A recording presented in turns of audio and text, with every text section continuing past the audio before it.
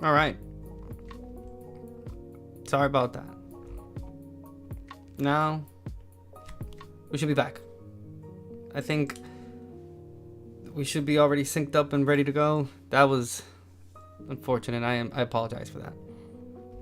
We'll jump right into. Put my glasses back on. We'll jump right into. I changed the video, so now it's just NASA's like media live stream, the history about NASA and whatnot, and like space and whatnot. So I'll just jump into that other screen right now. We'll just keep watching it and hanging out.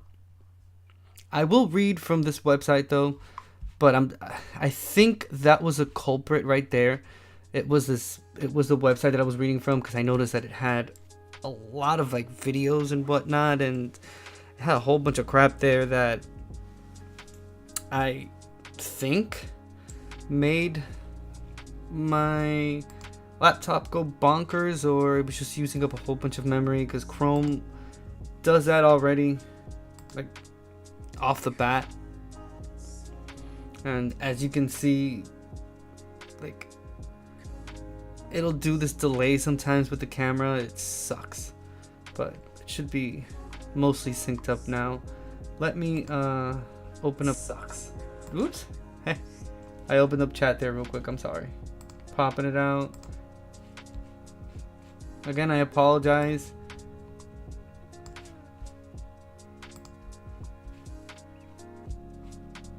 Let's see.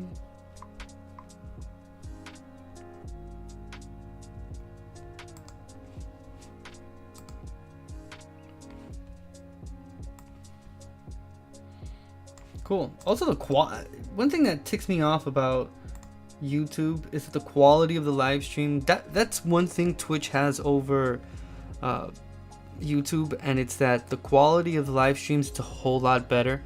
So I've noticed that. I noticed it now. It doesn't look so great, but I can assure you that once the video processes, it looks a whole lot better. But shout out to Twitch for that. So probably like Friday's stream, I'll do it on Twitch instead of YouTube, because I've been wanting to kind of do either or, depending on whatever day I choose to do. That's the beauty of it all. You get to have choices now. It's beautiful. Oh. Very beautiful. Okay, so we'll jump right into screen right here.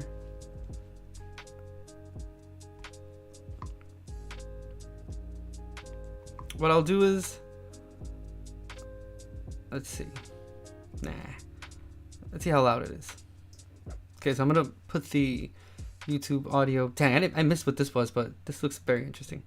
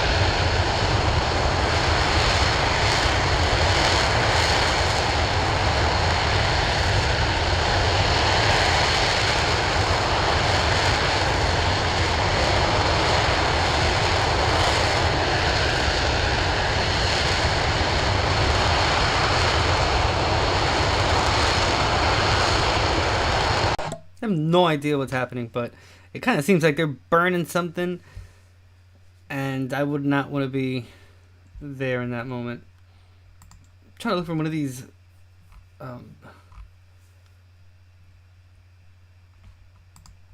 articles to read from.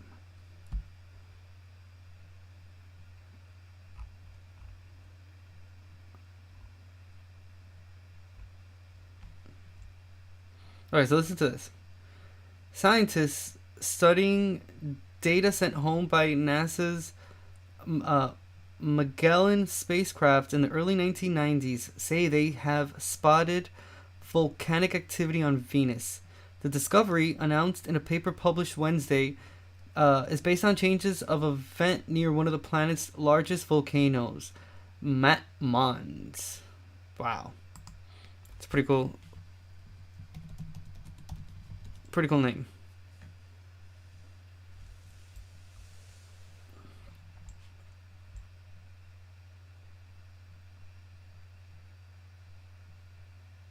Crazy, see? All I did was even remotely open that damn website. So I was trying to read something from there, and it literally caused my whole thing to just start coughing. It's crazy. A simple website. Let's see. So, a SpaceX cargo ship launches to space station from Florida, loaded with scientific supplies and hardware. The unpiloted SpaceX CRS-27 Dragon launched March 14th on the company's Falcon 9 rocket from NASA's Kennedy Space Center in Florida.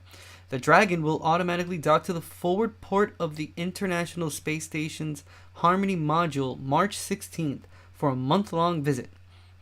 So, I guess it's either on its way or it's there already. Okay, I have another backup one here. It's called Science News.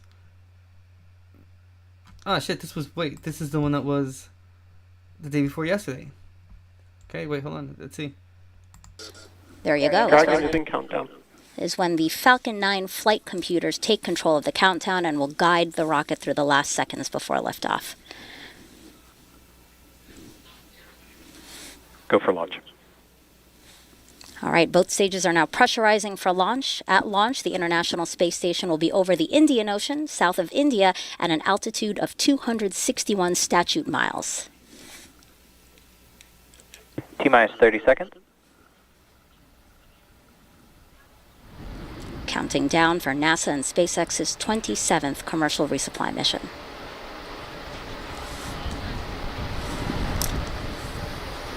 $15 seconds. T-minus 10, 9, 8, 7, 6, 5, 4, 3, 2, 1. Engines full power. And liftoff of CRS-27. Go Falcon, go Dragon. Falcon 9 soars off the launch pad. Dragon now on its way to the International Space Station with important new science experiments and crew supplies. Stage 1 chamber pressure is nominal.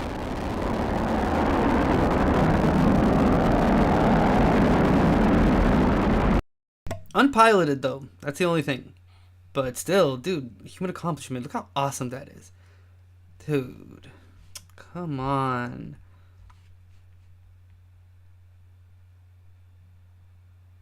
At T plus 40 seconds, Falcon 9 has successfully lifted off from historic launch complex 39A in Florida.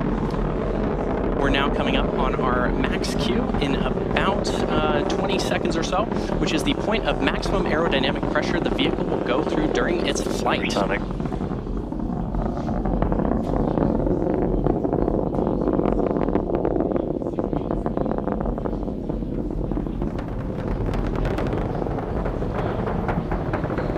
Max Q. And there's that call out for max Q. Coming up next are 5 events back-to-back. First is main engine cutoff, or MECO, which is when all 9 of the Merlin 1D engines on the first stage will shut down. After those 9 engines shut down, the first and second stages will separate. also called out over the nets as stage separation. Then the first stage will flip. Then the first stage will flip around to make its way back to its landing site, the drone ship named a shortfall of gravitas.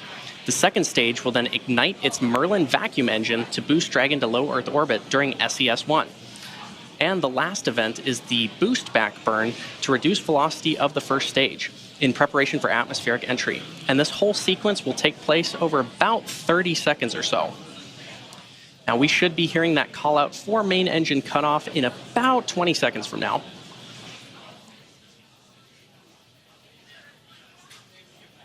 Wonderful tracking shot of our rocket.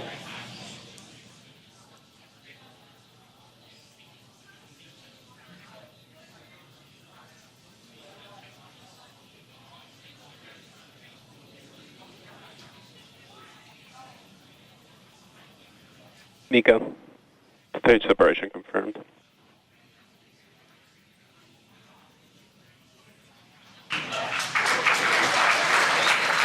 Back ignition. Stage 1 boost back startup.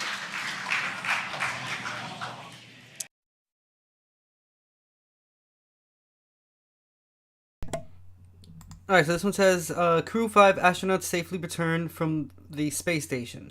NASA astronauts Nicole Mann and Josh Casada, JAXA, which is Japan Aerospace Exploration Agency, astronaut Koichi Wakata, and Roscosmos cosmonaut Anna Kikina undocked from the International Space Station March 11th and returned to Earth. Dang it. Well, they returned to Earth, those astronauts. Let's see what happens. Ago. And again, after we got through that weather checkpoint, everything is looking good. There we go, inside Node 2, looking at the hatchway. We can see all 4 of our crew members actually suited up and ready to go. You can see Anna Kikina on the left, and then that's Josh Cassida, Nicole Mann, and then can't see him now, but Koichi Wakata there off to the right. And here's our look inside. You can see Josh Cassida in the pilot seat, Nicole Mann getting into the commander seat. So your commander and your pilot, they're prime for essentially doing any maneuvers, sending any commands that you need to throughout Dragon. Your 2 mission specialists that are flanking them or just helping them monitor.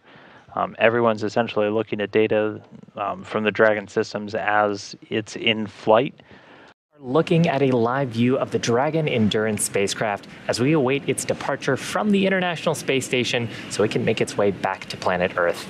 On board will be our Crew 5 astronauts, including NASA's Nicole Mann, Josh Cassida, along with Japan's Koichi Wakata, and Roscosmos' cosmonaut Anna Kikina. This is a live view from inside Dragon Endurance. You've got Nicole Mann, your commander of Crew 5, on the left, and Josh Cassida, pilot, on the right. You can see they are monitoring the crew displays in front of them. Again, a fully autonomous flight is what we anticipate, but that is where they would be able to take over and take control of the spacecraft if need be. However, things looking good for that undock command to be sent approximately 7 minutes from now. All hooks open. All hooks open, depart burn 1. So a successful separation. Again, Dragon undocking at 1:20 a.m. Central Time, 2:20 a.m. Eastern Time, with Dragon and station flying 262 statute miles over the Coral Sea off the northeastern coast of Australia.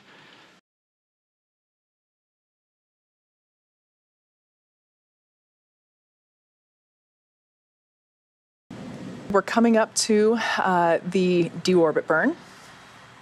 We're about 5 seconds away from that burn start.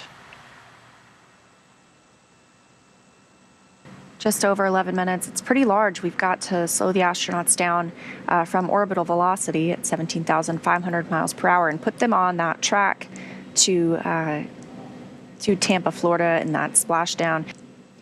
And if you look on their crew displays, it looks like you can see some of the thrusters are firing. So sounds like the deorbit burn is underway. Again, started right on time at 5:11 p.m. Pacific, targeting about 11 minutes for that burn. Dragon, SpaceX, comm check. So as I mentioned, the SpaceX core. SpaceX Dragon, we have you loud and clear. We have you the same. Good to have you back. Expect automated chute deployment.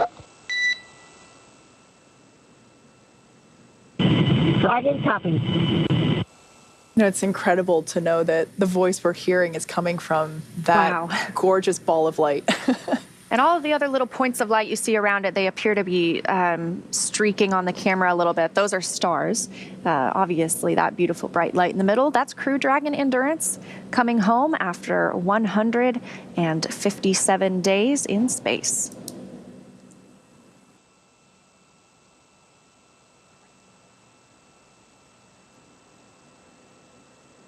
There we can see the water surface. Dragon Endurance coming closer and closer.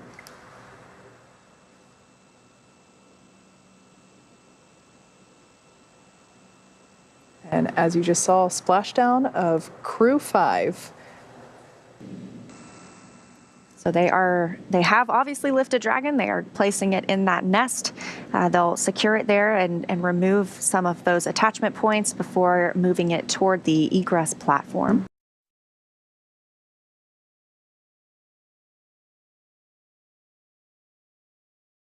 Okay, this one says NASA continues test series for redesigned Artemis moon rocket engine. NASA's testing for redesigned RS-25 engines to be used on future Space Launch System (SLS) missions continued with a March 8th full-duration hot fire at NASA's Stennis Space Center on the Fred Haise test stand. This test was the third of the year and part of an ongoing certification of hot fire series. It also was the third test since an upgraded nozzle was installed on the RS-25 engine. It's probably going to change, so I'm not going to read anymore. Dude, how awesome is that? Like, we'll take the... Oh, okay, this one, Oops. Sorry, my bad. I think this is the one that we were watching before. Does it just, like, repeat itself over and over?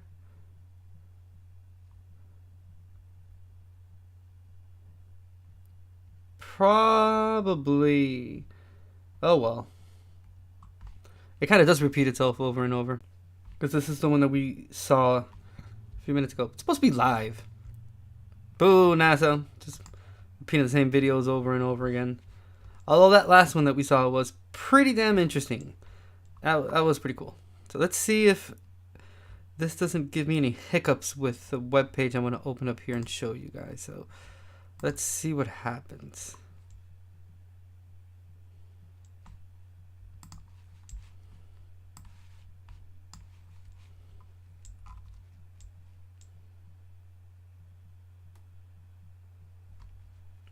Check this out. So, static electricity helps parasitic nematodes glom onto victims. So, the electrical charge generated by a flying insect is strong enough to pull in a leaping nematode. Dude, look how... I don't even know what a nematode is. I have no idea. Look how awesome that looks. Hold on. I'm going to make it a little bit bigger.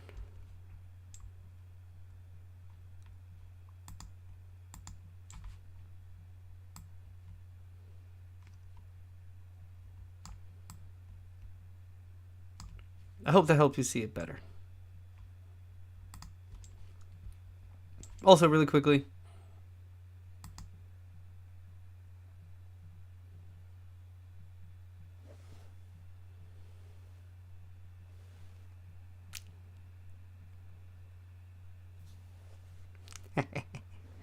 okay, hold on.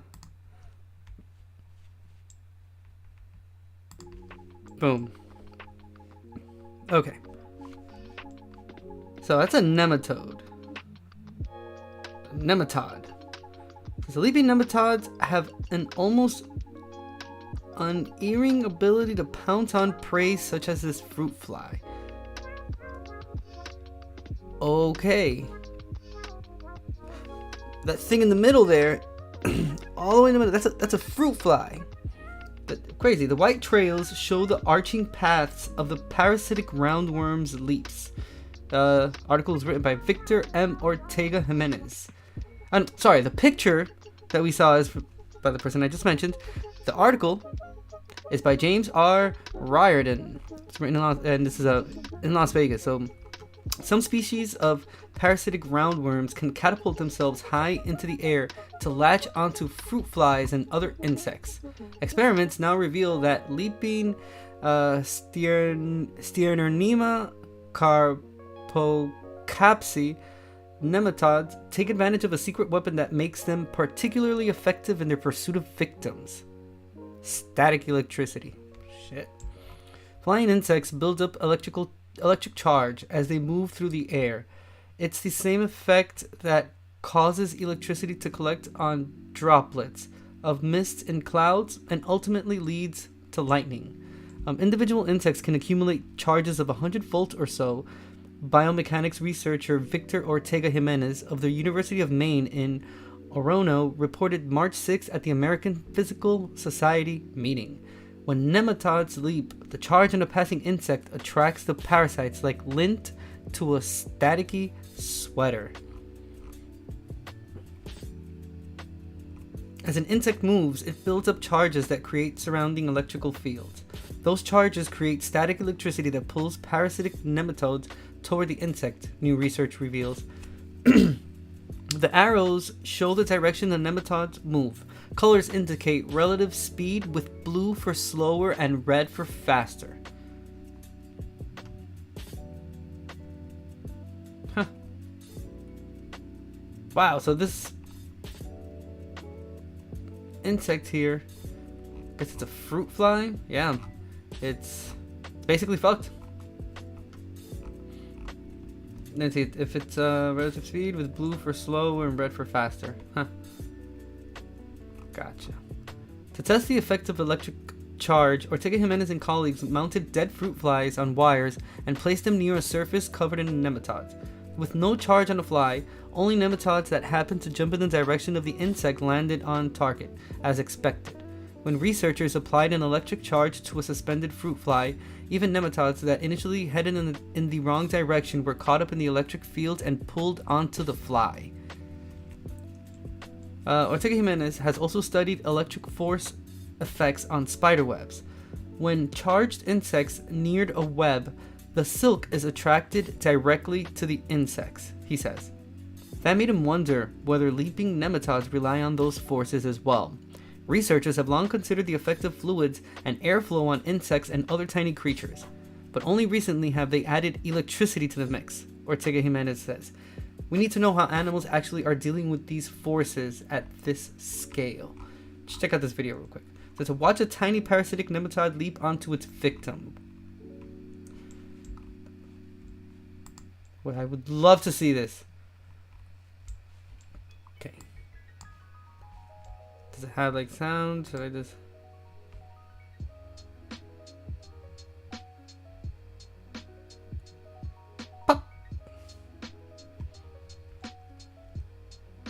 Wait, let's see that one more time.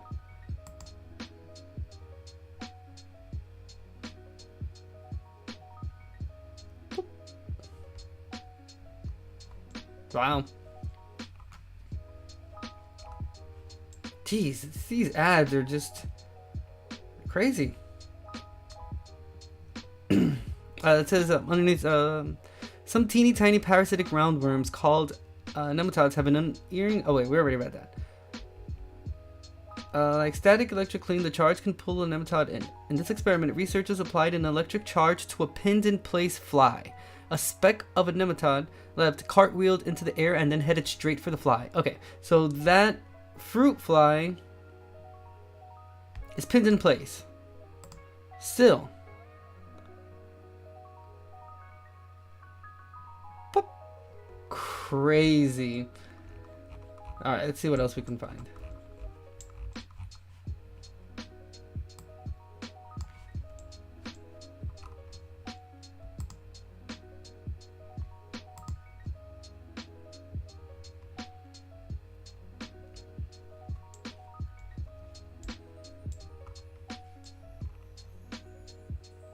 What is Perseverance found in 2 years on Mars? Ooh. Okay, this sounds interesting. The rover has turned up volcanic rocks, signs of flowing water,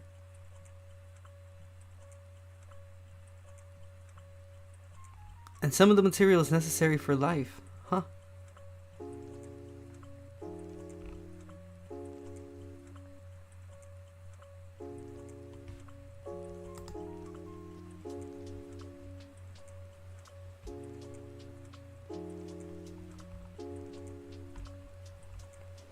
Picture of the rover there. Perseverance rover took a selfie. A composite of dozens of images over a rock named Rochette in September 2021. Okay, so this article was written by Liz Cruesi, published February 17th, 2023 at 11 a.m.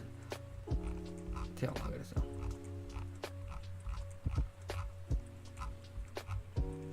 Let's see. I want to know specifically about the signs of life. I had already read about. I had heard about the other part already. Just want to make sure.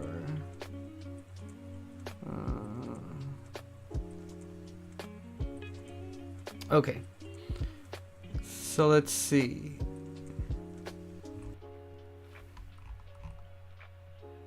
Okay, so the delta might hold signs of ancient life. Deltas mark standing, lasting bodies of water. Stable locales that could support life. Okay.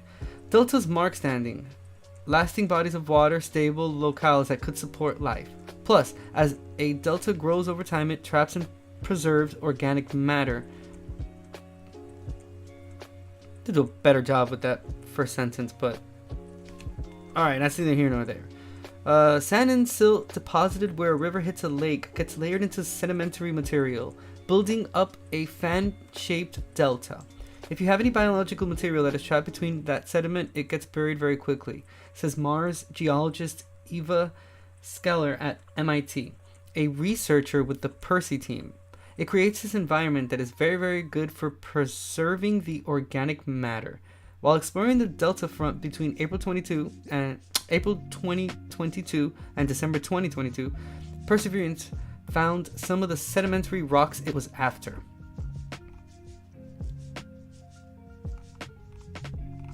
Several of the rover's instruments zoomed in on the textures and shapes of the rocks, while other instruments collected detailed spectral information, revealing the elements present in those rocks.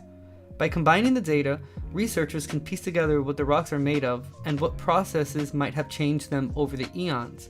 It's this chemistry that could reveal signs of ancient Martian life. Biosignatures. Scientists are still in the early stages of these analyses. There won't be one clear-cut sign of life, Allwood says. Instead, the rover would more likely reveal an ensemble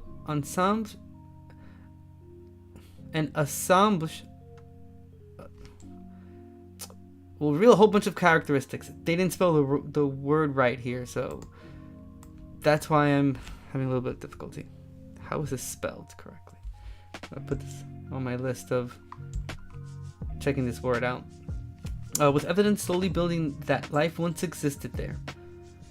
Chemical characteristics suggestive of life are most likely to hide in sedimentary rocks, like those Perseverance has studied at the delta front. Especially interesting are rocks with extremely fine-grained mud. Such mud sediments, Horgan says, are where, in deltas on Earth at least, organic matter is concentrated. So far, though, the rover hasn't found those muddy materials. Okay, but the sedimentary rocks studied have revealed carbonates, sulfates, and unexpected salts. All materials indicating interaction with water and important for life as we know it. Percy has found carbon-based matter in every rock it has abraded, Horgan says. We've had some really interesting results that we're pretty excited to share with the community, Horgan says about the exploration of the delta front. Some of those details may be revealed in March at the Lunar and Planetary Science Conference. Damn, that must be so awesome. Okay, so it talks about a little more of what Perseverance picked up.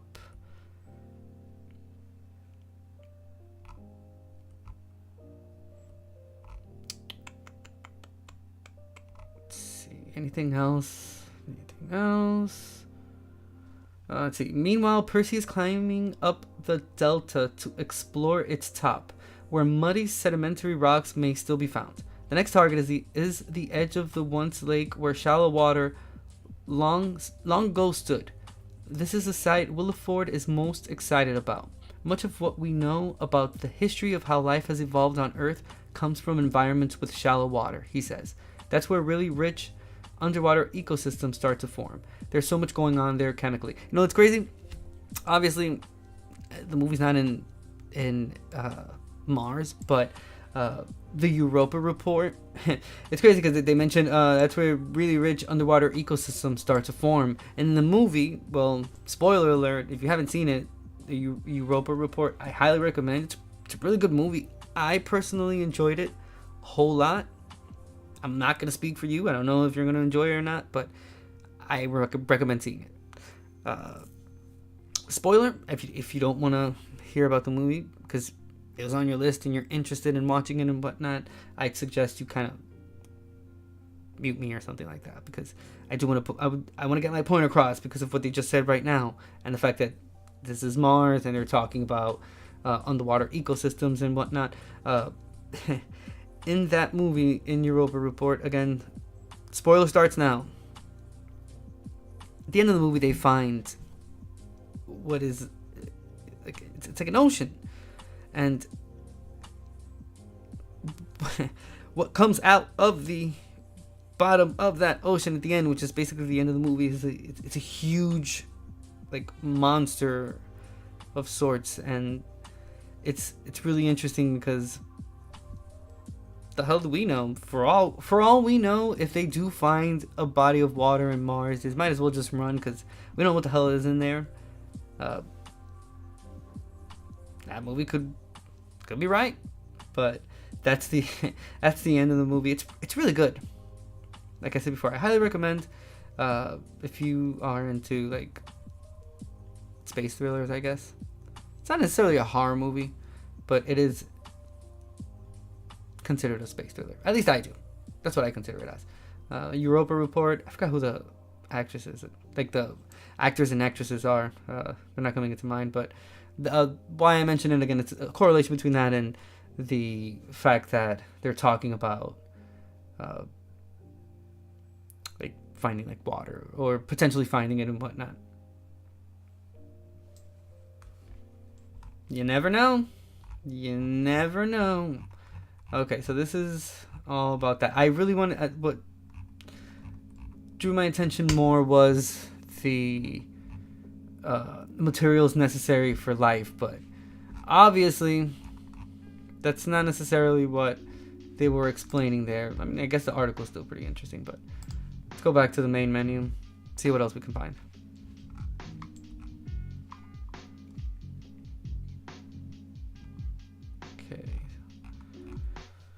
Let's see.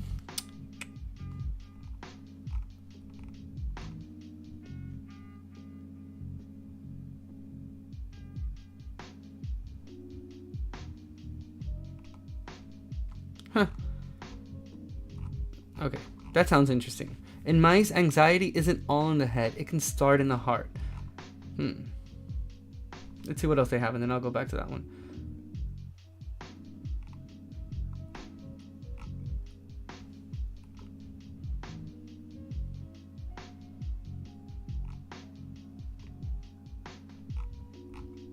Physics. Wait, we're right now. Ghost particle chronicles and neutrinos discovery. What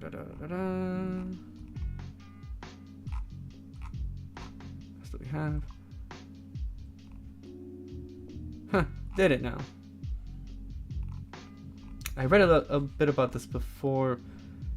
I was starting to read about it, but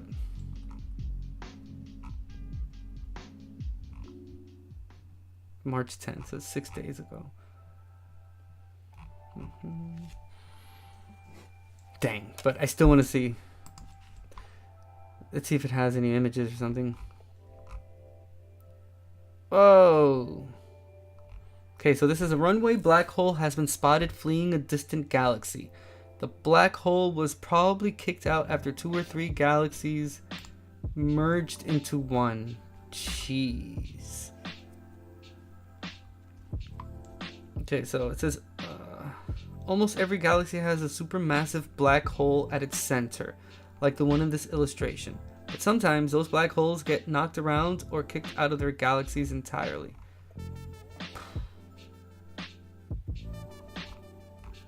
By Lisa Grossman. Article is written March 10th, 2023. So it says a streak of light stretching away from a remote galaxy might be the first sure sign of a gargantuan black hole on the run, a new study reports. Jeez. That scares the living hell out of me. I'm not even gonna lie. Whole notion of like black holes and like, there's 2 things that like scare me the most. It's deep space and ocean, like deep sea ocean. We haven't discovered anything about it, but well, it said that we know more about deep space than we know about deep sea and the deep ocean and whatnot. But like black holes and the first sure sign of a gargantuan black hole on the run, like, bruh. I play my fair share of video games to know that normally when something is when it's gargantuan, shit, that's like a final boss kind of situation. I'm about to save the world or something. Okay, so it's the putative black hole fleeing its host galaxy appears to be leaving a trail of newborn stars and shocked gas in its wake. Bro, I'm gonna repeat that sentence one more time. The putative black hole fleeing its host galaxy appears to be leaving a trail of newborn stars and shocked gas in its wake. You would think they're talking about worms or like an insect or something. If confirmed, the intergalactic escape could help astronomers learn more about what happens to black holes when galaxies collide. It's a very cool serendipitous discovery, says astronomer Charlotte Angus of the University of Copenhagen, who was not involved in the new work. The possibility that this might be due to a supermassive black hole that's been ejected from its galaxy is very exciting. These events have been predicted by theory, but up until now there's been little evidence for them.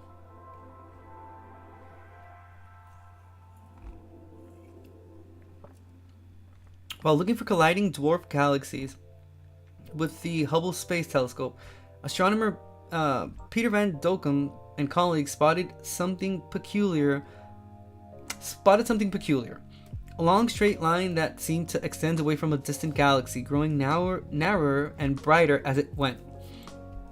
Whatever it is, we haven't seen it before, says Van Dokkum of Yale University. Most astronomical objects are shaped like a spiral or a blob. They are not many objects that are just a line in the sky.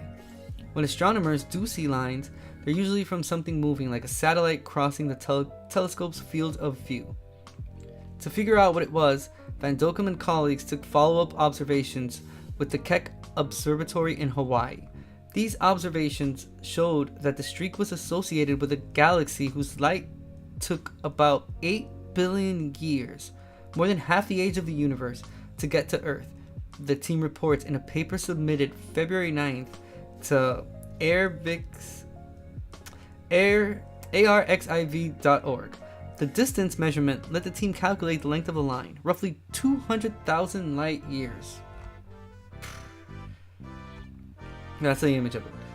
That says, that certainly ruled out a satellite.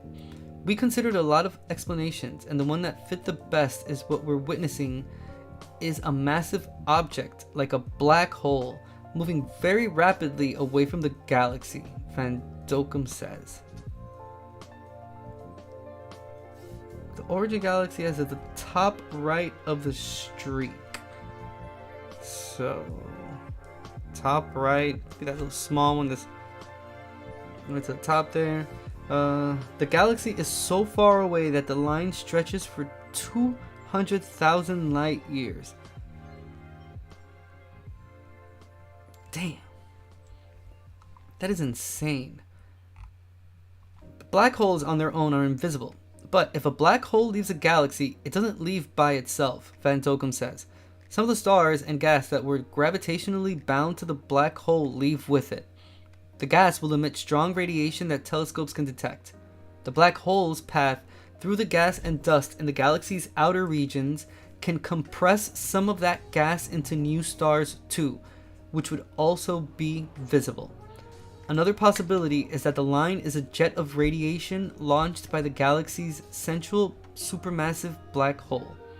But that scenario would probably lead to a beam that is narrow when it is close to the galaxy and broadens as it gets farther away. This streak does the opposite. If it's a black hole, it could have been ejected from the galaxy's center by interacting with one or two other black holes nearby. Almost every galaxy has a supermassive black hole at its center. When galaxies merge, their black holes also eventually merge. If the conditions are right, that merger can give the resulting black hole a kick, sending it flying away at high speed.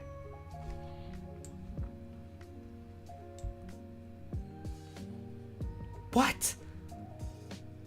It sounds like this is a big... I feel like are they talking about soccer? I don't get it. I mean, I understand the sentences that I'm reading, but holy crap, the concept of it is just mind-blowing to me, because yeah, that's holy crap. Alternatively, the black hole could have been spat out of a smash-up among three galaxies. When a third galaxy joins an ongoing merger, three supermassive black holes jockey for a position. One black hole can be tossed out of a galactic smash-up, while the other two take off more slowly in the other direction. That's what Van Dokkum thinks happened in this case. There are signs of a shorter, dimmer streak heading in the opposite direction from the bright straight line. More observations of this system, perhaps with the James Webb Space Telescope, are needed to confirm that it really is an ejected supermassive black hole, Angus says. More theoretical calculations of what a runaway supermassive black hole should look like would help too. Yeah, I think that would help a whole lot too. Because got me lost. The finding motivates Angus to search through archived data for more potential black hole streaks. I wonder if there are more of these features out there, sitting in someone's data that might have just been missed, she says. Van Dokkum does too. Now that we know what to look for, these very thin streaks, it makes sense to go back to Hubble data. We have 25 years of Hubble images that have not been searched with this purpose, he says. If there are more to be found, I think we can do it. Damn, 25 years of images to try to find anything that relates to that line that you see there. Crazy.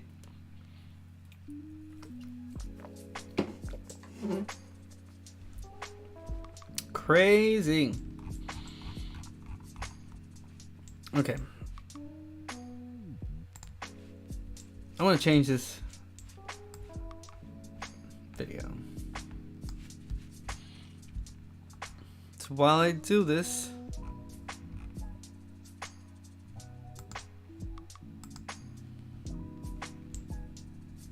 I'm gonna go back to this screen real quick.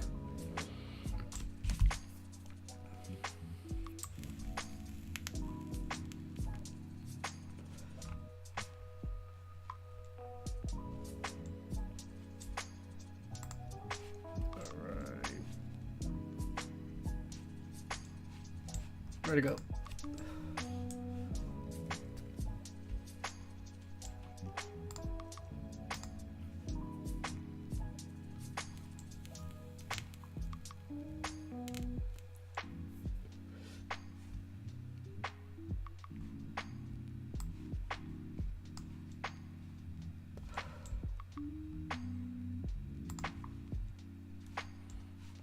Let me see, what about... Is there anything science-y happening live right now?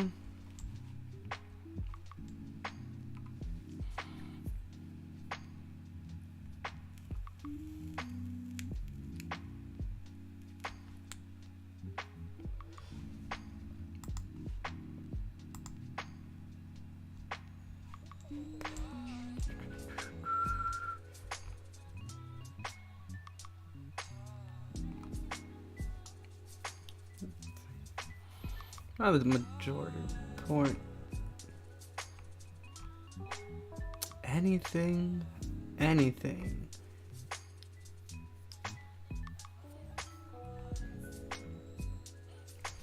There's a live stream for dogs.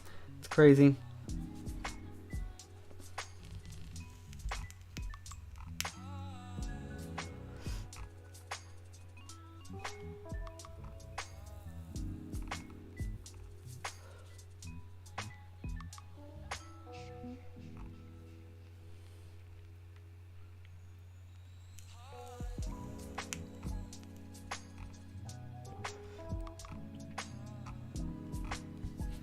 A lot of politics.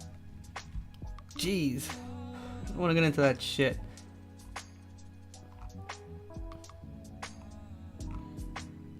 See, I feel like they should have like a live stream 24 hours. Just showing people things like knowledge and education and whatnot.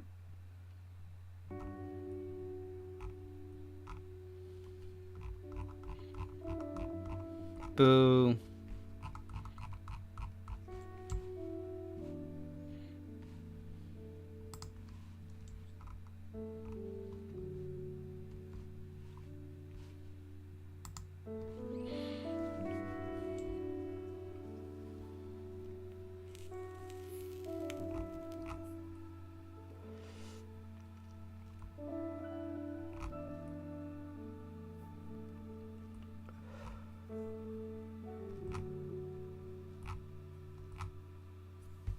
Dang it.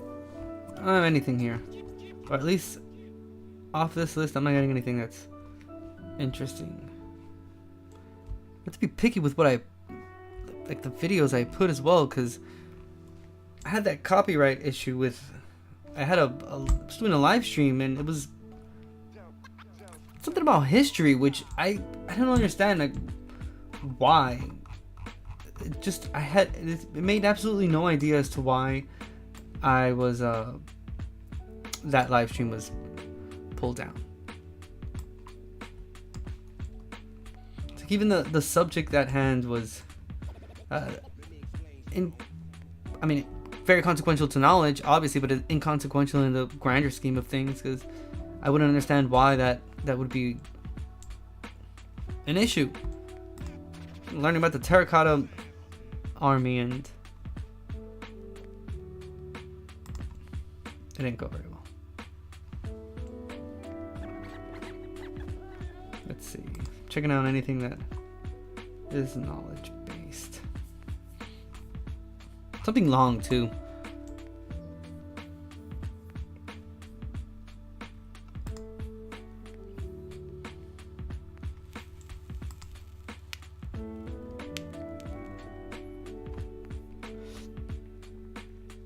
Let's see.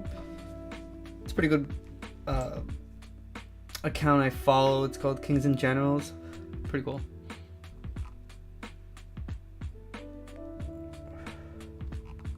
Let's see.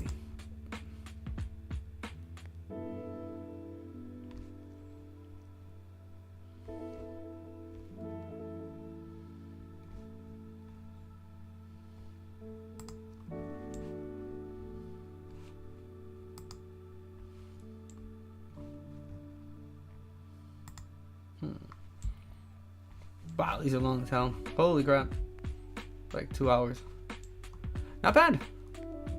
Not bad. I'm actually going to save this playlist.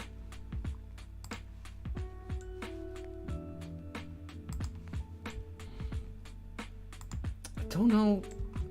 I feel like one of the things that YouTube should have as well is the ability to have something that like, gives you like a little warning, or like the video in and of itself has something that kind of shows you like, hey, this has the potential of being copyrighted, or this could, this is a copyright claim or something, before you actually like watch the video on a live stream or whatever the case may be.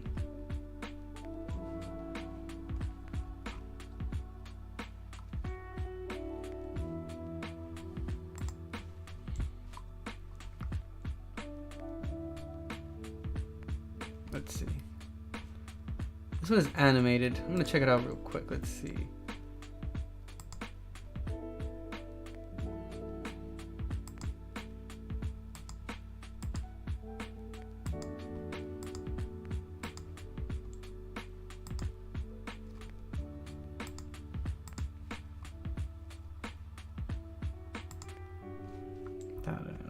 We discuss their origins, political structures.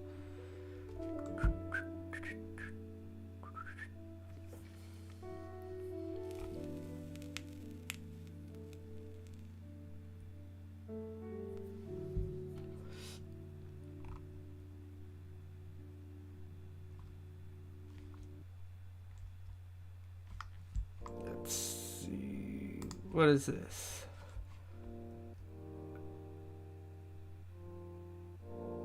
Oh, nice. Oh, shit. Okay. Cool.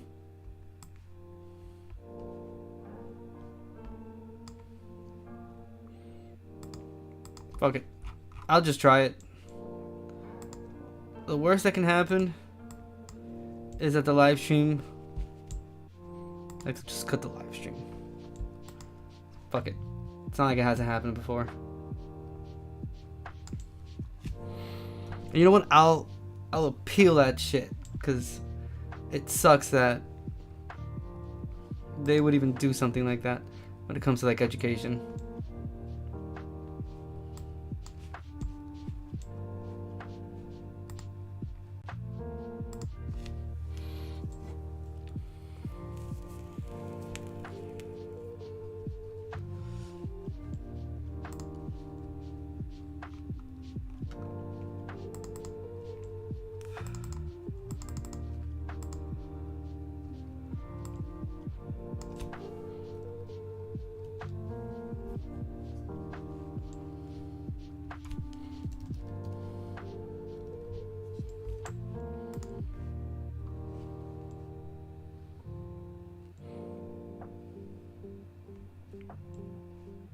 Cool.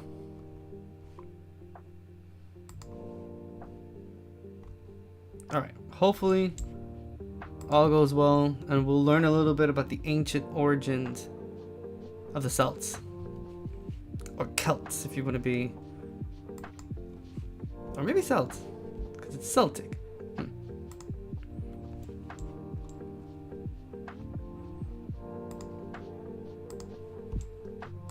Again, this the content creators called Kings and Generals. They make just amazing history documentaries. And they're animated. I absolutely love it.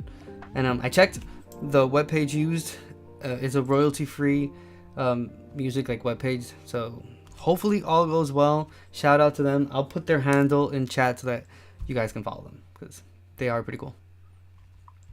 All right, here we go. Let's see if, like I said, all goes well.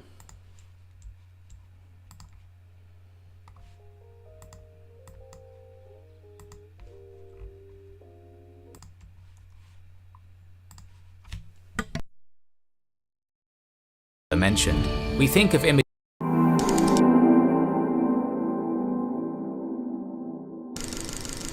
When the Celtic people are mentioned, we think of images of painted warriors and mysterious druids, and a defeated warlord knelt before the might of the Roman eagle.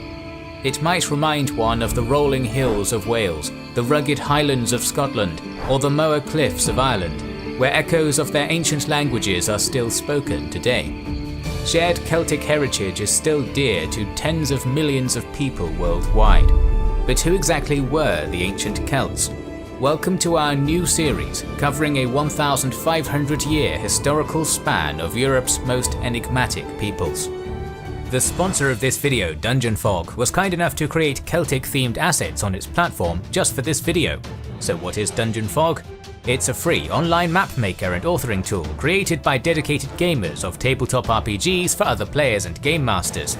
Their goal is to help fellow players and game masters, and thanks to this innovative tool, game masters and players can save hours of valuable time planning their adventures.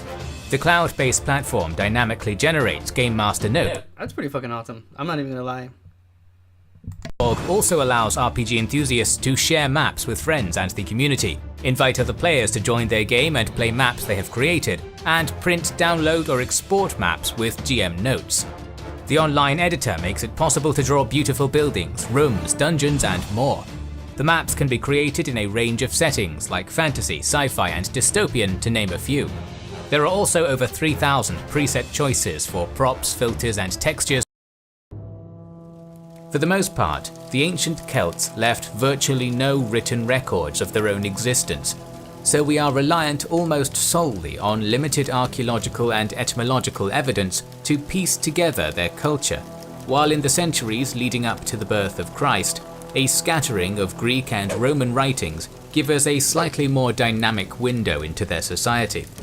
Neither offer a complete survey of the Celtic world, but they provide us with a workable set of information that, in lieu of anything else, we have no choice but to rely on.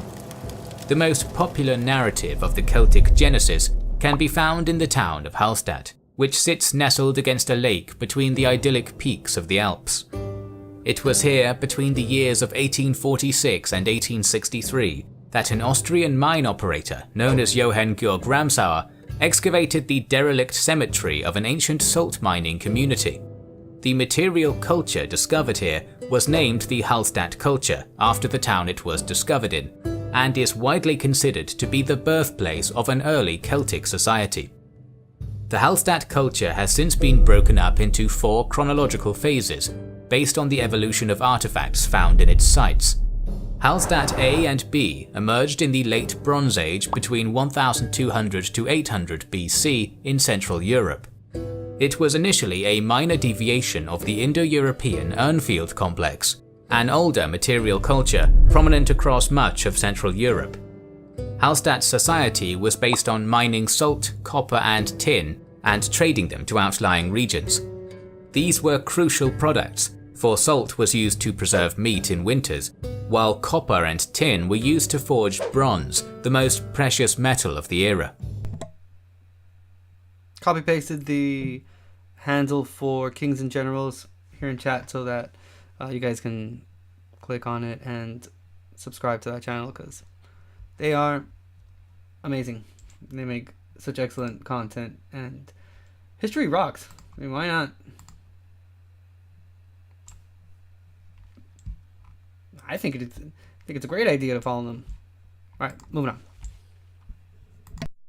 The peoples of the Hallstatt heartland grew prosperous from this trade, which remained a core part of their economy for centuries to come. Around 800 BC, ironworking was introduced to the Hallstatt through trade with the Hittites and Greeks. This started the Hallstatt Sea era, where the Proto-Celts came into their own as a culture distinct from the Urnfield complex. They built hill forts throughout Central Europe, populating them with artisans and warriors, led by petty chieftains. It was at this point in the early Iron Age that they started developing a class system and social inequality, becoming more hierarchical. Graves excavated from the Hallstatt A and B eras were uniformly simple and egalitarian in nature. However, burials from Hallstatt C onwards show a great disparity in wealth and status. Clustered around their hill forts were great barrow mounds, the resting place of wealthy tribal elites.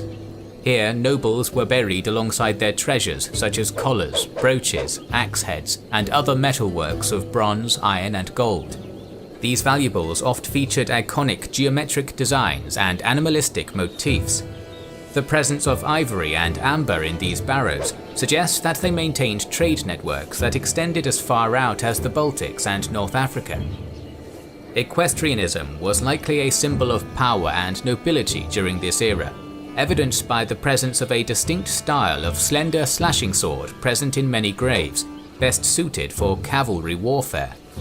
Additionally, the highest tribal elites were buried alongside ceremonial bridles, tackles, and ornate horse-drawn cult wagons. The importance of the horse in aristocratic society was likely due to contact with the Indo-Iranian Cimmerians, from whom they adapted the horse and wagon as symbols of tribal power. It was perhaps through the mobility of the horse and their economic and cultural soft power that the Hallstatt peoples expanded out of their traditional heartland and exported their cultural influence across much of Central Europe. The transition from Hallstatt C to D occurred around 600 BC, and was marked by the culture shifting west along the Danube, Rhine and Seine rivers, gravitating towards the Greek colony of Massalia, modern Marseille. The Phocian Greeks of Massalia were the early Celts' gateway to the riches of the Mediterranean world. Through them they imported all sorts of southern luxuries, including fine pottery, glass, and the most precious luxury of all, wine. Late Hallstatt peoples soon began trading with other Mediterranean peoples, including the Phoenicians and the Etruscans, whose advanced civilization we've covered in a previous episode. The first historical mention of the Celts came in 517 BC from the Greek historian Hecataeus of Miletus, who referred to the people living beyond Massalia as Keltoi. This word was possibly borrowed from a tribal endonym, or was Greek for the tall ones, contributing to the enduring stereotype that the average Celt stood a head taller than their Greco-Roman counterparts. Alright, listen to this. So, this is a name and terminology of the Celts. So the first recorded use of the name Celt as Keltol in ancient Greek was by Greek geographer Hecataeus of Miletus in 517 BC, when writing about a people living near Massilia, modern Marseille, southern Gaul. In the 5th century BC, Herodotus referred to Keltoi living around the source of the Danube in the far west of Europe. The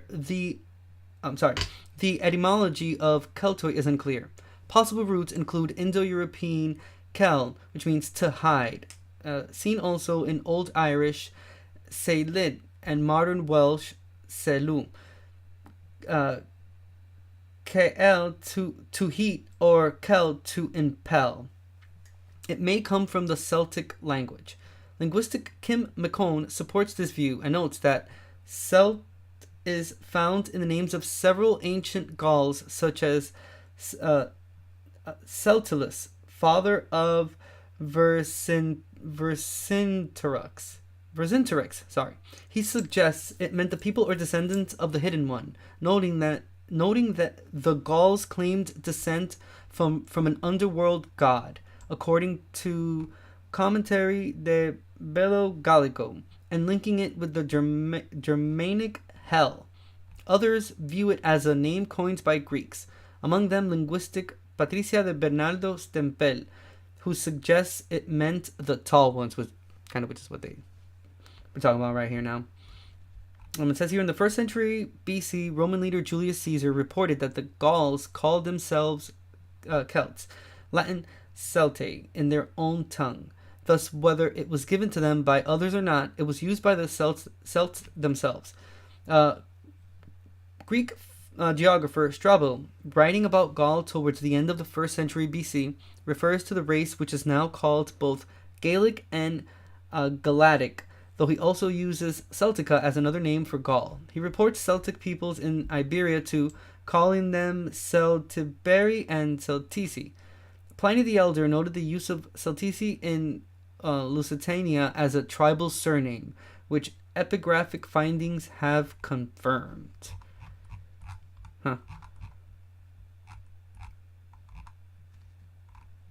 Pretty cool. Moving on. History rocks. Knowledge is power.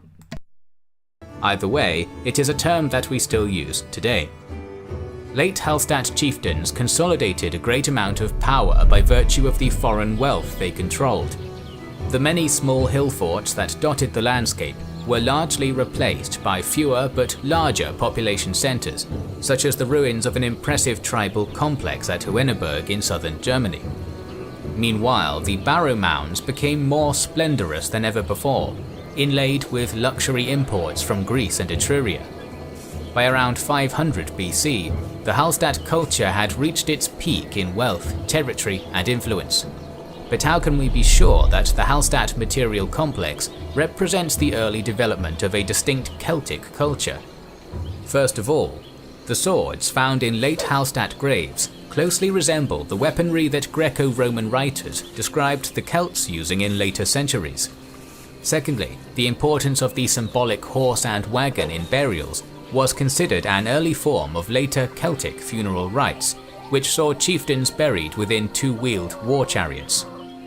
The geometric and animalistic art style of the late Hallstatt era is accepted to be an early form of Celtic artwork, and perhaps most importantly, the name Hallstatt itself is derived from an old Celtic word meaning salt place. This is reinforced by the fact that in the Celtic languages of Welsh, Cornish and Breton, the words for salt are Halwyn, Halloin and Hollain, presumably cognates of the same ancient root as the ancient word from which the name of the modern town of Hallstatt is derived. The evidence all seems to suggest that the Hallstatt heartland was where the Celts emerged as a visible people group, featuring an early form of the Celtic language, tribal hierarchy and artistic expression. However, this theory has its problems. Although by the late Hallstatt period, artifacts belonging to the culture would be found from Britain to Croatia, it did not mean that all the peoples in these lands were early Celts. Additionally, not all Celtic speakers in the early Iron Age would have belonged to the Hallstatt culture. The early Celtic language that became associated with the Hallstatt heartland developed out of an older Indo-European tongue around 1500 BC, and over centuries spread across much of Central and Western Europe. People on the periphery of the early Celtic world adopted the Proto-Celtic tongue due to the cultural and economic influence of the Hallstatt elites, but did not necessarily adopt the material culture. For example, Ireland and parts of Spain were predominantly Celtic-speaking by the 5th century BC, but the Celtic migrants there had mixed with the indigenous populations of those regions to form the Celtiberian and Gaelic cultures, which had little to no cultural continuity with the Hallstatt complex. Basically, there were those who followed the Hallstatt culture who were not Celtic-speaking, and Celtic-speaking peoples who were not of the Hallstatt culture. The prosperous world of the Hallstatt chieftains came to a sudden end around 450 BC, when the increasingly imperialistic Massalian Greeks decided to abandon their old trade connections to instead try and subjugate the Celts, while the Etruscans shifted their trade routes away from the Hallstatt heartland. As a result, Celtic power shifted to the north, evolving into Hallstatt's dynamic successor, the Laten. The Laten culture lasted from around 450 to 50 BC, and is the most iconic era of ancient Celtic history. Developing in 4 separate tribal centres, principally along the Moselle and Marne rivers, it soon expanded across much of Europe. By 300 BC, the Laten culture was dominant across Central Europe, France, Luxembourg, Belgium and Switzerland, and later would arrive in Britain, Western Spain and Ireland. Laten artwork was what the conventional mind considers quintessentially Celtic, featuring cauldrons, drinking vessels, weapons, shields, armour and jewellery characterised by stylistic spiral patterns. It is here we slowly transition from relying primarily on archaeological finds and into the written attestations of classical Greek and Roman authors, who, while often biased or misinformed, still give us a workable amount of information in piecing together the Celtic world, its language, politics, society and religion. The general public may be familiar with the word Gaul, a term often used to refer to the Celts of the Laten world. This title comes from the old Germanic Velhas, meaning foreigner, which the Celts certainly would have been in the eyes of the ancient Germanic tribes. Meanwhile, when a young Roman republic encountered the Laten Celts across the Alps in northern Italy, they referred to them as Galli, which might have been the name of an individual tribe they applied to the entire ethno-cultural group. We will use the words Gaul, Gallic and Celtic interchangeably, but generally this was not how the peoples in question referred to themselves. Indeed, a common misconception is that there was ever a linguistically or culturally uniform nation of Gallic people. By the Laten period, Celtic languages had diverged drastically from one another. The main split were the P-Celtic languages, spoken across north-central continental Europe and modern Britain, and Q-Celtic, the more lexically conservative tongues spoken by the Gaels of Ireland and probably the Celtiberians of Spain. This split can still be observed today in the modern Welsh and Irish languages, which are mutually unintelligible due to belonging to the P and Q subgroups respectively. it is unlikely that the speakers of their ancient counterparts would see any common ground between themselves. Gaels and Celtiberians aside, the Gauls of the continent and Britons of the Isle to their north were perpetually a politically divided people. The main form of social organization in the Celtic world was the tribe, ruled by a hereditary chief and his warrior aristocracy. A chief's lands were further subdivided into administrative districts called pagi, governed by lesser houses loyal to the chieftaincy in a system similar to feudalism. Mainly through Roman records, we know that some notable tribes that existed in the Late Iron Age include the Helvetii, Senones, Veneti, and Tectosagis. Some names live on even today, such as the Belgae, who give their name to modern Belgium, or the Parisii, for whom the city of Paris is named. Still, the Gaulish peoples likely acknowledged elements of a common culture that was shared beyond tribal lines. One constant was the social hierarchy. At the top of the pyramid was the chieftain, who, like his Hallstatt ancestors, ruled rural communities from a hill fort, which were constructed with timber lace and stone ramparts the Romans called Murus Gallicus. Under the chief was an elite aristocracy of warrior nobles. Next were craftsmen, mostly consisting of skilled metallurgists who lived in and around the chief's hill fort, supplying the warriors with arms and armor. 90% of Gallic society were subsistence farmers, providing a portion of their production to their chief, who used it to maintain his warrior aristocracy, which in turn protected the farmers from external enemies in a mutualistic relationship. Wheat, barley, beans, oats, and peas made up the Gallic diet, while sheep, pigs, and cattle were commonly raised for wool, meat, and milk. In the south of France, the Celts cultivated grapes and olives.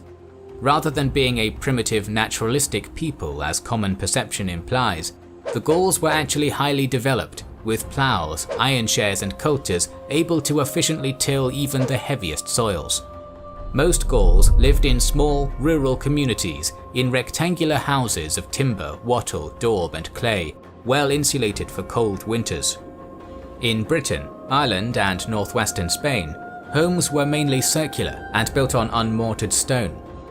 Architecture differed little between the social classes, though the feasting hall of a warrior aristocrat would be larger than a peasant's sheep farm. Greek and Roman writings and sculptures have given us a romanticized image of the average Gaul as a towering, red-maned noble savage sporting a manly moustache while painted head to toe in terrifying war paint. In reality, the average Gaulish man would not have been much taller than the average Roman or Greek. While fashion differed from region to region, the Gauls tended to dress conservatively. Men generally wore long-sleeved tunics and baggy trousers woven from flax and wool. Women tended to wear long dresses, while both sexes were often draped in cloaks decorated with colourful plaid patterns rendered from natural dyes of copper, berries, plants, and stale urine. Personal grooming was highly important to the Celts. For example, both sexes were said to meticulously and painfully pluck all their body hairs. Additionally, there is some truth to the stereotype of the thick Gallic moustache. Depicted often in both Celtic and Greco-Roman iconography, it was likely believed to be a sign of manhood and virility. Gallic warriors were also said to have washed their hair in a mixture of slaked lime and water, which stiffened it into white spikes. Tattoos and skin dyes were not practiced by continental Gauls, and were limited mainly to the ancient Britons, who according to Roman accounts, rendered a bluish dye from the Asatis tinctoria flower called woad, which when applied to their flesh was said to provide magic protection in battle. Often of cultural or spiritual significance, jewelry was common among the upper classes. The brooch, a fastener for a cloak, was a remarkably enduring characteristic of Celtic fashion for centuries. Bracelets and arm rings were common, fashioned in the ornate swirling style characteristic of Latin art. The torque, a weight metal neck ring, was a symbol of status and rank, said to bestow the protection of the gods to whoever wore it. On that note, we should take a moment to explore the religion of the ancient Celts. There are two major misconceptions of ancient Celtic polytheism, one perpetuated by modern neo-pagan groups, who often portray the ancient Celtic faith as a pure idealized form of proto-environmentalist nature worship, and one perpetuated by the ancient Romans, who sought to portray the Celts as backwards barbarians. The Gaulish gods did not belong to an ordered pantheon, and religion across the Celtic world was not uniform. Today we know of over 400 Gallic deities, most being the holy patron of a single tribe, or a local god associated with a certain area, like Sequana, who was worshipped only at the mouth of the River Seine. However, there are a handful of gods who were prominent across the Celtic world. These would include the thunder-wielding Taranis, Mapanos the god of youth, Belinus the sun god, Kenanos the horned one, Epona the horse goddess, and Tutatis the warlike tribal protector. One of Okay. Hold up. Epona comes from Celtic mythology? I did not know that. See? You learn something every day. Knowledge is power. The more you know, the better. I did not know that at all. That is pretty cool. Pretty cool. Actually, I'll read a little bit about it. This talks about... well, it's split in two. It's religion and mythology. We'll start with the religion. So, ancient Celtic religion. So, like other European Iron Age societies, the Celts practiced a polytheistic religion. Celtic religion varied by region and over time, but had broad structural similarities, and there was a basic religious homogeneity among the Celtic peoples. Because the ancient Celts did not have writing, evidence about their religion is gleaned from archaeology, Greco-Roman accounts, and literature from the early Christian period, which is what the narrator kind of described now. So, the names of over 200 Celtic deities have survived, although it is likely that many of these were alternative names, regional names, or titles for the same deity. Some deities were venerated only in one region, but others were more widely known. According to Miranda Aldhouse Green, the Celts were also animists, believing that every part of the natural world had a spirit. The Celts seem to have had a father god, who was often a god of the tribe and of the dead. Says Tutatis, probably being one name for him, and a mother goddess who was associated with the land, earth, and fertility. Dea Matrona probably being one name for her. The mother goddess could also take the form of a war goddess as protectress of her tribe and its land. There also seems to have been a male celestial god, identified with Taranis, associated with thunder, the wheel, and the bull. There were gods of skill and craft, such as the pan-regional god Lugus and the smith god Gobanus. Celtic healing deities were often associated with sacred springs, such as Serona and Borvo. Other pan-regional deities include the horn god Cernunnos, shown right on top. So let's see. I'll take a wild guess here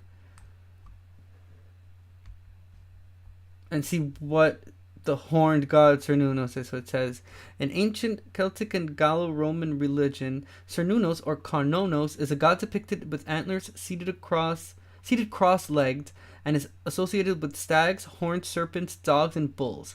He is usually shown holding or wearing a torque, and sometimes holding a bag of coins and a cornucopia.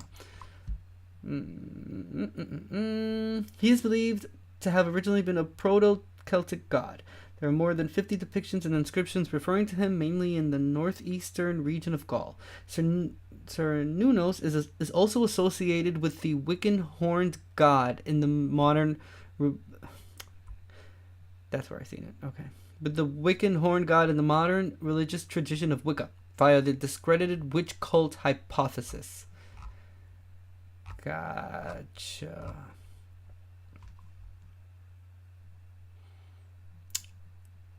Okay. Interesting. So within neo-paganism, still talking about Cernunnos, specifically the Wiccan tradition, the horned god is a deity that is believed to be the consort of the great goddess and syncretizes various horned or antlered gods from various cultures. The name Cernunnos became associated with the Wiccan horned god through the adaptation of the writings of Margaret Murray, an an Egyptologist and folklorist of the early 20th century. Murray, through her witch cult hypothesis, believed that the various horned deities found in Europe were expressions of a proto-horned god, and in 1931 published her theory in the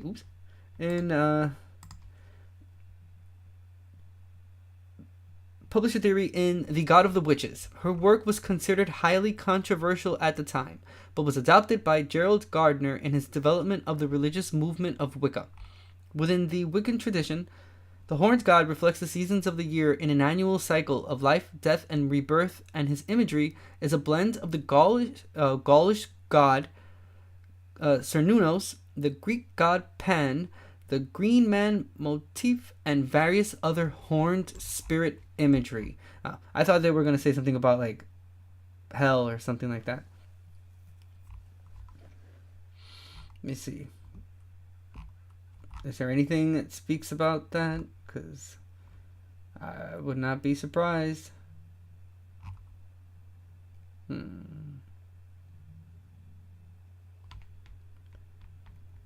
Lord of the Wild. No? Okay, it doesn't really... There is no association with, like, I guess Satan or, like, the devil or however the hell it is that you want to call that. Okay, cool. So let's see. Okay, so we just talked about Cernunnos, the horse and fertility goddess Epona. Bruh. The divine son Mapanos. See all the way there. Okay, I'm curious. In Gallo-Roman religion, Epona was a protector of horses, ponies, donkeys, and mules. She was particularly a goddess of fertility, as shown by her attributes of patera, cornucopia, ears of grain, and the presence of foals in some sculptures. She and her horses might also have been leaders of the soul in the afterlife ride, with later literary parallels in Rhiannon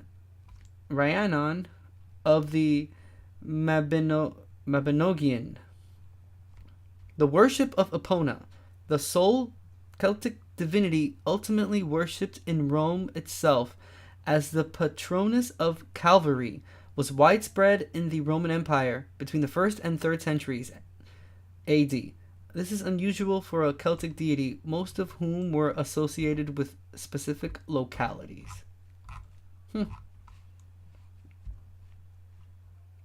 Any mention? Oh, boo-hoo. Oh, there we go.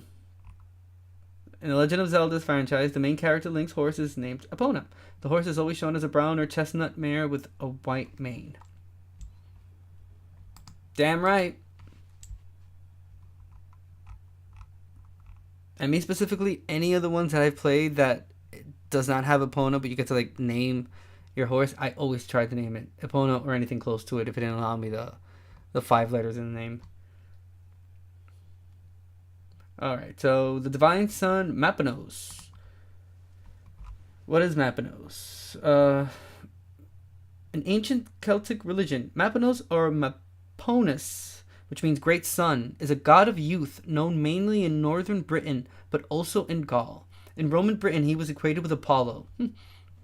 The Welsh mythological figure Mabon ap Modron is apparently derived from Mapanos, who, by analogy, we may suggest was the son of the mother goddess Dea Matrona.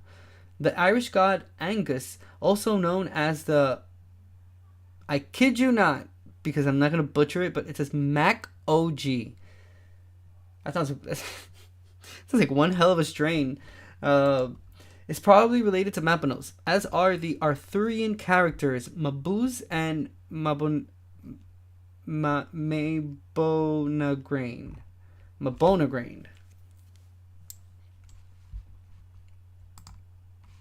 Okay. And then we also have, as well as Belenos, Ogmius, and Sucellos. Oh, look. Belenos. Is an ancient Celtic healing god. The cult of Belenus stretched from the Italian peninsula to the British Isles, with a main sanctuary located at Aquileia on the Adriatic coast. Through Interpretatio Romana, Belenus was often identified with Apollo. Although his cult seems to have preserved a certain degree of autonomy during the Roman period.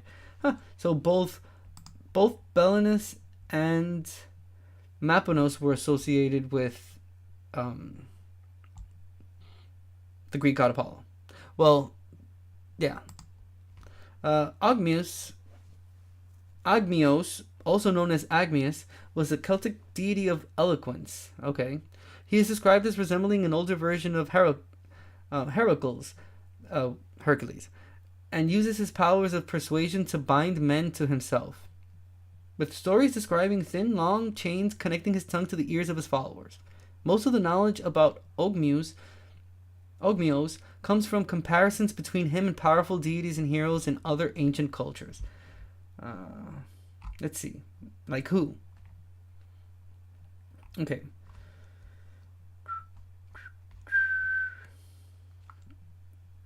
Okay, so Ogmios was recorded by Lucian, a satirical writer in 2nd century Samosata in his Hercules. He is described as resembling an older, more tanned version of Heracles, the Greek hero of strength. Ogmios and Heracles both wear lion skins and carry a bow and club in their hands. However, Ogmios is depicted with long chains through his smiling mouth that pierce his tongue and attached to the ears of a group of men that willingly and happily follow him. Anne Ross describes dark complexion as a not uncommon feature of powerful or malevolent supernatural beings. The most striking aspects of Lucian's image of Ogmios are the thin, long chains running from his tongue to the ears of his followers. The chains, made out of amber and gold, represent Ogmios using his powers of persuasion and eloquence to bind his listeners to his every word. From the description, it appears that Ogmios' followers willingly follow him with cheerful faces and try to get as close to Ogmios as they can. This shows that he has the power to change and influence men's minds so that they want to follow him to the ends of the earth. Jeez. Charles Manson kind of situation going on there. All right, last one here of the ones that they were mentioning here is Sucellos. So, in Gallo-Roman religion, and just a quick pause here, because you may know or may not know, but I absolutely love mythology. Doesn't matter from where, doesn't matter what type of mythology it is. I am fascinated by the subject. I think it's so cool, and the correlations that human beings did between like nature and things that would happen to them that they couldn't really explain. They just created gods to put like a face to it, if you want to be pretty simple about it. So each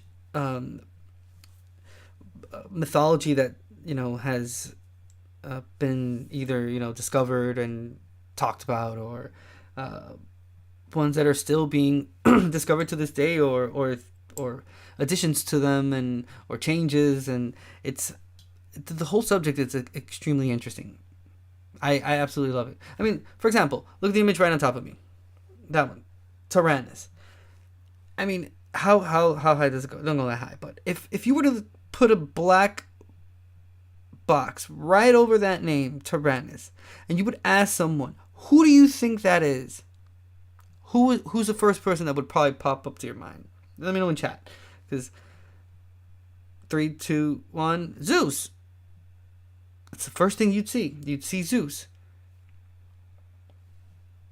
Each one, albeit I'm not saying that they're all from like Greek mythology, but you can kind of like if you would take the name off that one, Lug or Lug or whatever you want to call it, take the name off and just ask someone, what do you think that's from? And my guess would be probably Christianity. That's what it kind of looks like.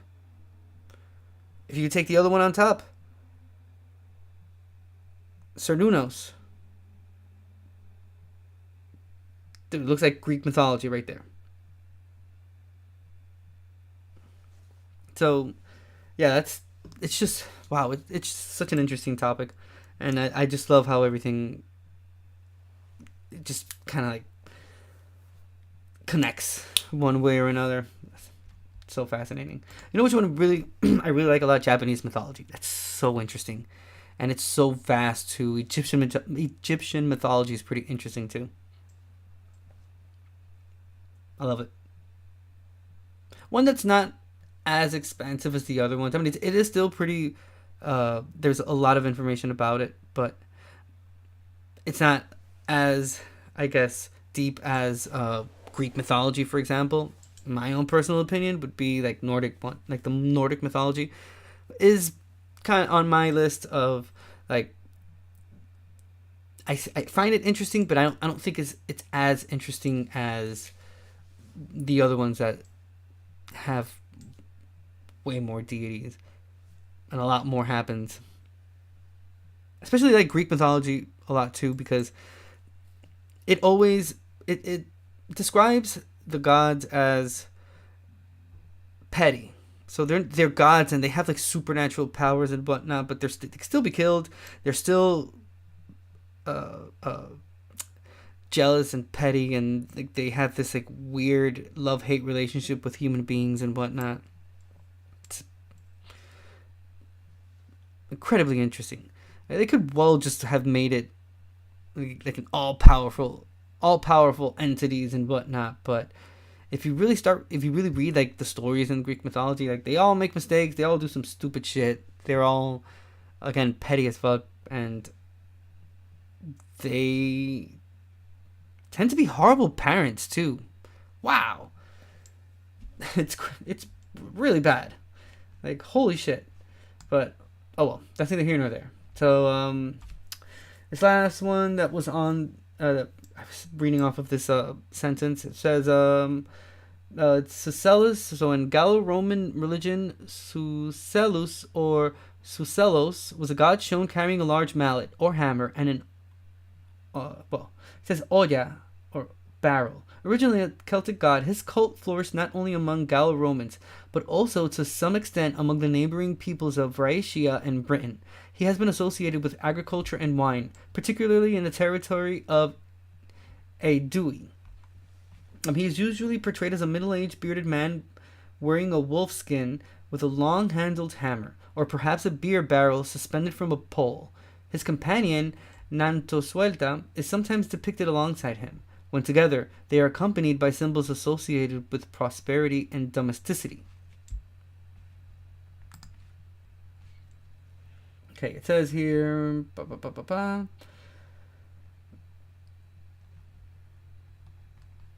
Okay, so it says... Caesar says the Gauls believed they all descended from a god of the dead and the underworld.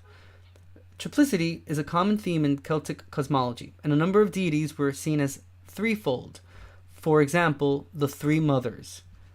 The three mothers are the matres, and matrone. Were female deities venerated in northwestern Europe, of whom relics are found dating from the 1st to the 5th century AD.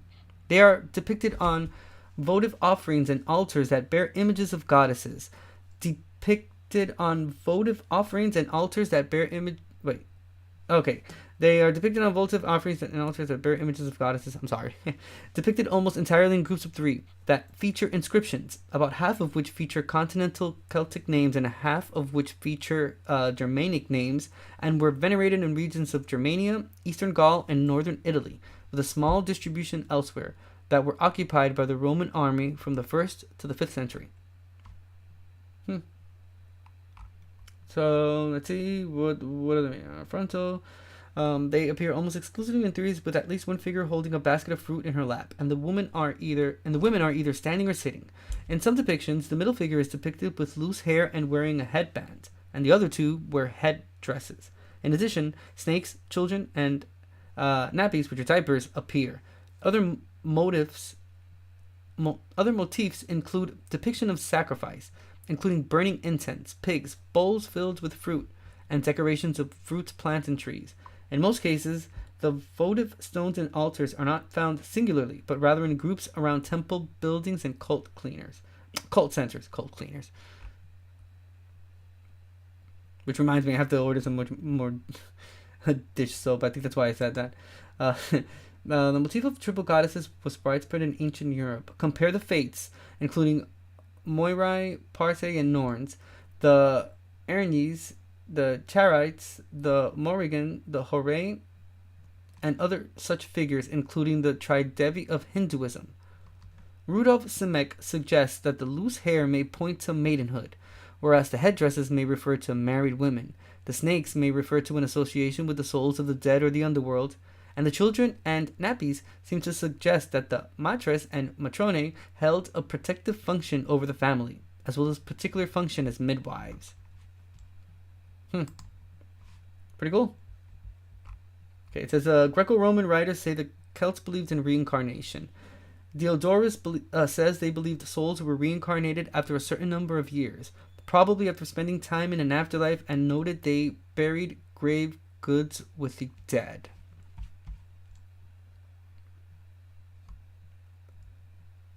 Celtic religious ceremonies were overseen by priests known as druids, which also served as judges, teachers, and lore keepers.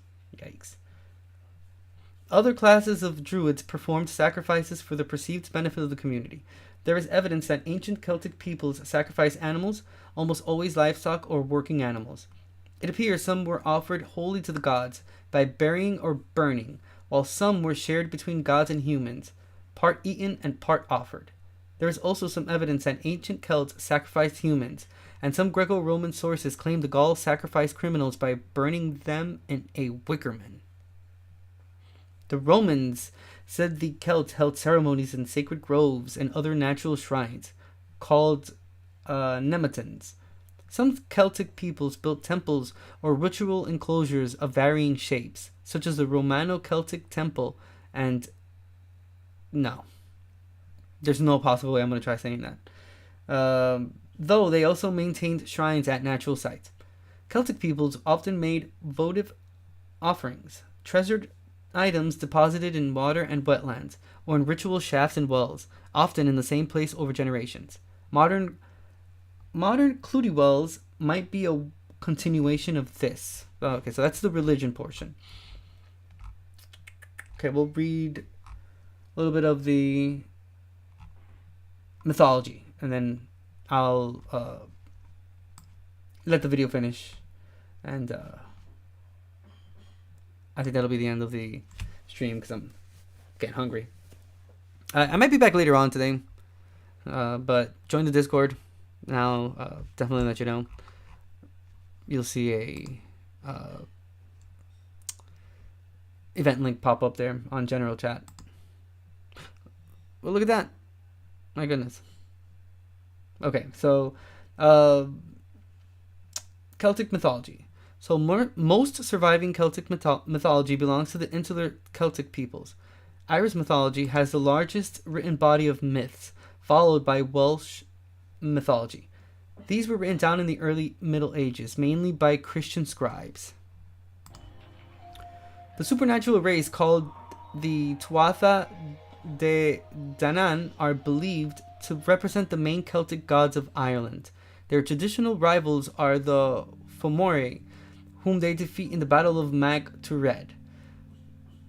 Barry Cunliffe says the underlying structure in Irish myth was a dualism between the male tribal god and the female goddess of the land.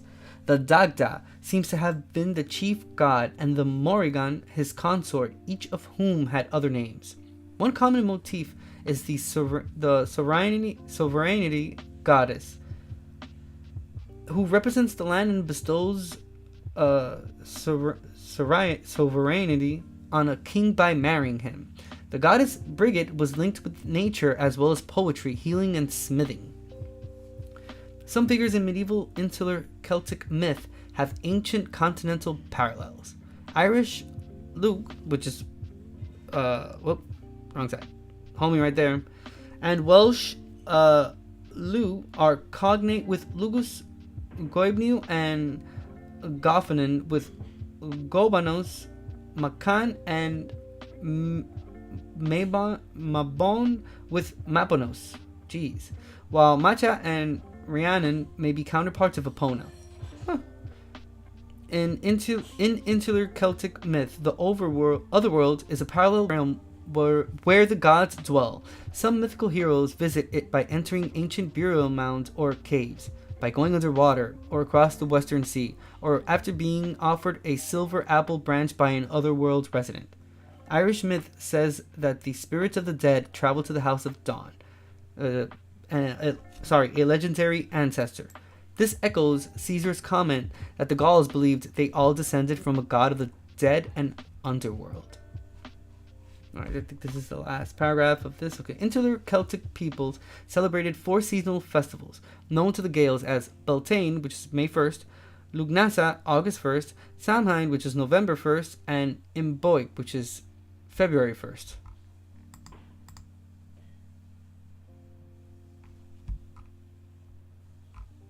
Huh. Interesting. Alrighty. I'm gonna let the video finish. I went on a... It's so interesting. Especially that, like, the associations that they have. Like, each mythology has, like, different ones. So, like, for example, one of the ones that we read here was... what was it? Like... No, this one is agriculture and wine.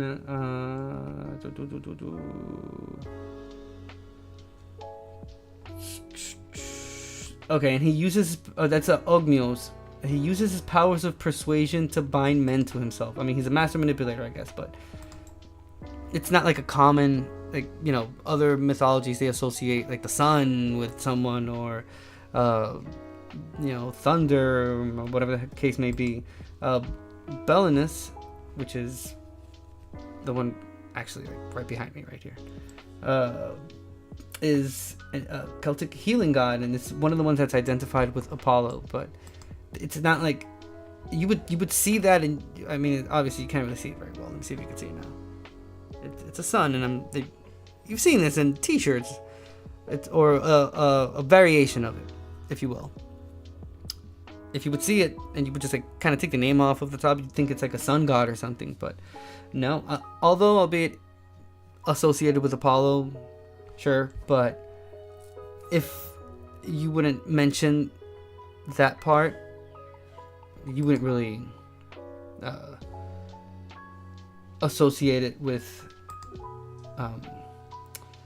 like Apollo. You would just think it's like the sun god of the Celtic people. Alright, I'm going to pause this real quick, and we're going to finish watching this video. Their most popular gods was Lug, patron of business, trade and technology, dismantling the misconception that Celtic polytheism was purely naturalistic. Celtic religious rites were rigidly structured, and not unlike the Olympian religion when it came to sacrifice and divination. It was facilitated by a class of professional priests, the Druids. Today, the Druids conjure up a popular image of mysterious, long-bearded elders in white robes. However, they actually wielded massive political influence, often serving as peacemakers and diplomats on behalf of their chieftains, mediating legal matters, serving as healers, and heading education in their tribe. Training in order to become a Druid involved an intense 20-year regimen, in which a dedicant had to memorize a massive array of oral histories, lore, medicinal knowledge, astronomy, religious rituals, and divination practices.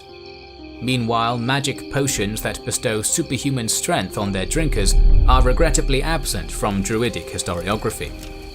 The Druids likely belonged to a common order that existed beyond tribal lines.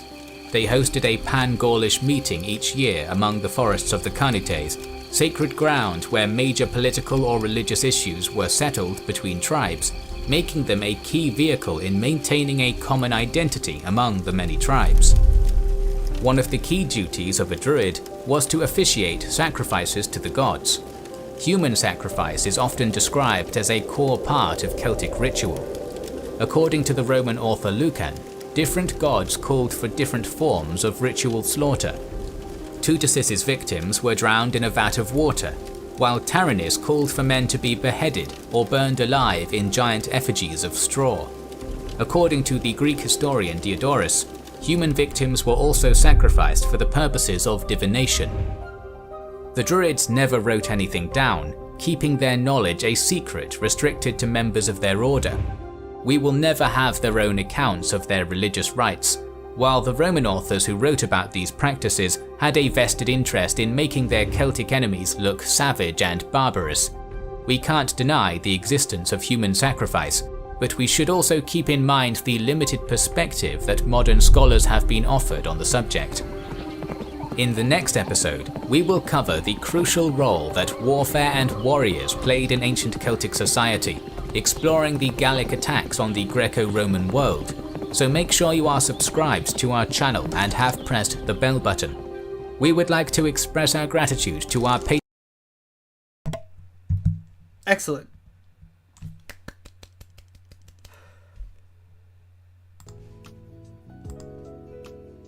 I'm hungry.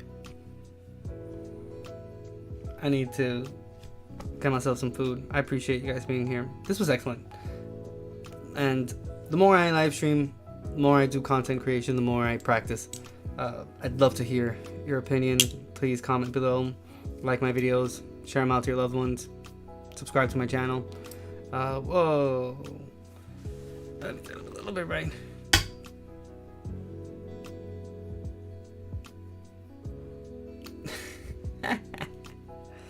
I can't wait to have a community. Like, I can't wait for there to be like tons of people in chat and whatnot. It's gonna be so awesome. But slowly but surely I'm gonna get there. And with your help, I'll achieve it. Really quickly, just remember I have a Patreon if you want to further support me. It's $2 a month. Link in the description box below. Public Discord as well, King Angel's Entertainment Lounge. I'll probably put a movie on later on today, so let's watch it together. Some documentaries or whatever. We'll have some fun, discuss it, talk about it and whatnot. You can find me all across social media: Twitter, Facebook, Instagram, TikTok. Last but not least, you can use your Amazon Prime to support me over on Twitch if it's a lot easier for you. I will be streaming there on Friday. Tomorrow I will do it a little different because I'm going to do morning streams. I'm going to have an official schedule made for next week. I'm still getting into the groove of things. Tomorrow I'll probably do it a little bit different, and I'll do like a Am I the Antagonist? I've been wanting to do that, or eventually I'll do it over on Twitch, but I have a whole bunch of TikTok videos. But on Twitch I can just deactivate the saving portion of it, and I can just keep the what is it called? The streaming part of it. I can just like save the video and chop it up and whatnot, which is a lot easier.